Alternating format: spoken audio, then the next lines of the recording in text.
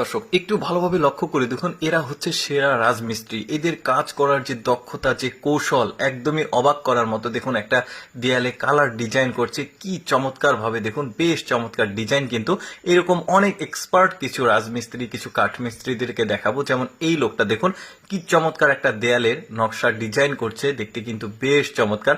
এই ধরনের ডিজাইন সাধারণত আমাদের দেশের রাজমিস্ত্রি, কাঠমিস্ত্রি যারা যেই বলেন তারা কিন্তু করে না। তারপরে এই লোকটার ডিজাইন দেখুন কি চমৎকার ভাবে করছে বুদ্ধি খাটিয়ে। এই ধরনের ডিজাইন কিন্তু সচরাচর চোখে পড়েই না আসলে, খুব চমৎকার ডিজাইন। তারপরে এই লোকটার ডিজাইন করা দেখুন, আগে রংগুলো করেছে, রং করার পর তারপরে এই ডিজাইনগুলো করছে চিরুনির মতো একটা জিনিস দিয়ে, কি চমৎকার। তারপর এই লোকটাও খুব চমৎকার একটা ডিজাইন করছে, দেখতে থাকুন, পুরোপুরি দেখলে বুঝতে পারবেন। দেখুন দেয়ালের যে কালার কি চমৎকার লাগছে।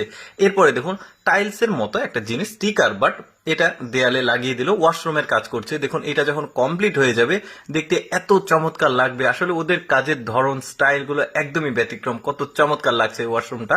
এরপরে দেখুন কি বুদ্ধি খাটিয়ে এই লোকটা এই জিনিসটা তৈরি করেছে। দেখুন একদমই চমৎকার, এটা সম্পূর্ণ বুদ্ধি খাটিয়ে করেছে। তারপরে দেখুন এখানে যে একটা দরজা আছে, না বললে কেউ বুঝতেই পারবে না, এতটা বুদ্ধি খাটিয়ে এই দরজাটাকে তৈরি করা হয়েছে। তারপরে দেখুন এই লোকটা ফ্লোর করছে, ফ্লোরে এমন চমৎকার একটা কাঠের টাইলস ব্যবহার করছে। দেখুন কি চমৎকার, ওদের কাজগুলো নিখুঁত।